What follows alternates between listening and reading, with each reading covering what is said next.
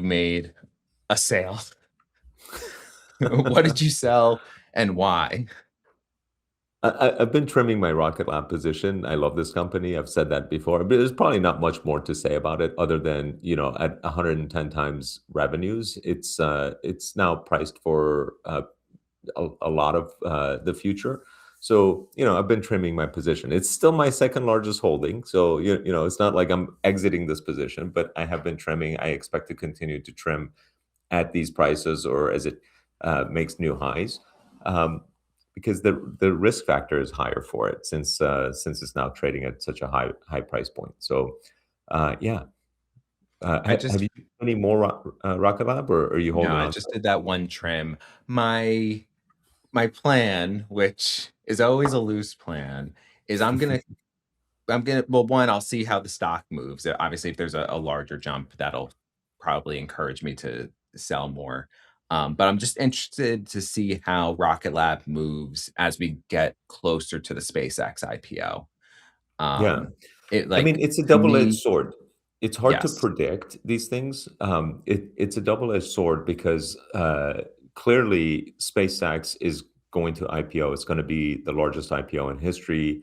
And when it IPOs, SpaceX might go up from there, but it's also IPOing at roughly $2 trillion market cap. And when we get to see the sort of financial details of the company, there might be a lot of disappointment as well, or a lot of scrutiny. Like, should a company that has, I don't know, somewhere between 20 and $30 billion of revenue be worth, $2 trillion? And that has been sort of like an unprecedented thing, right? And all of those things could potentially also drag down SpaceX post IPO. We don't know. So that in itself, let's put that aside for a moment. People who are interested in Rocket Lab today might be like, well, you know what? I'd rather own the number one. So it could, like it could go that direction as well.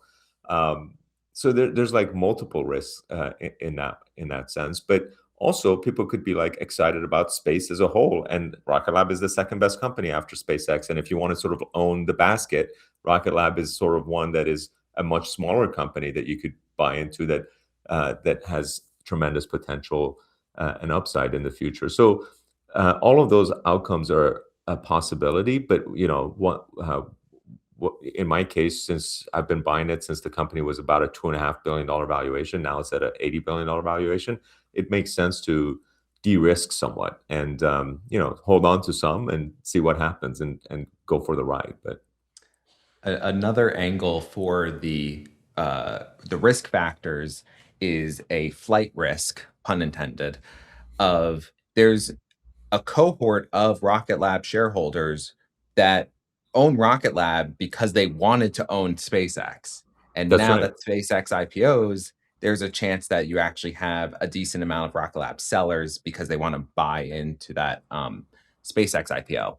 On the flip side, what could happen, and this is obviously all speculation, is if SpaceX IPOs and its valuation is astronomical, where it has a crazy PS ratio, crazier than Rocket Lab, all of a sudden Rocket Lab looks cheap relative to SpaceX, and that could That's right. cause the more people to buy into Rocket Lab, and then the price could go up there. So it's That's really right. hard to know what's going to happen.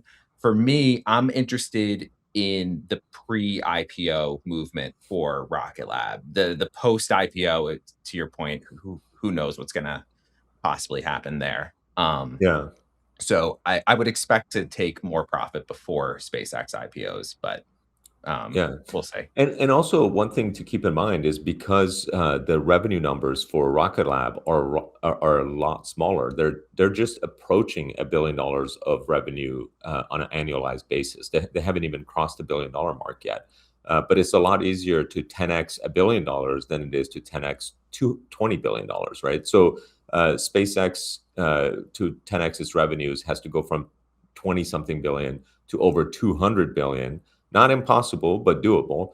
But much more difficult to do than going from 1 billion annualized to 10 billion annualized. So Rocket Lab's growth percentage could potentially be a lot faster for a lot longer, and be able to sustain that. So if SpaceX and Rocket Lab at a equal weighing of like price sales ratio, I would way prefer to own Rocket Lab than SpaceX. And historically, I've had the chance to own SpaceX in the private markets, and I've chosen against it because Rocket Lab was, in my view, a much better deal. So it's been a great ride to see.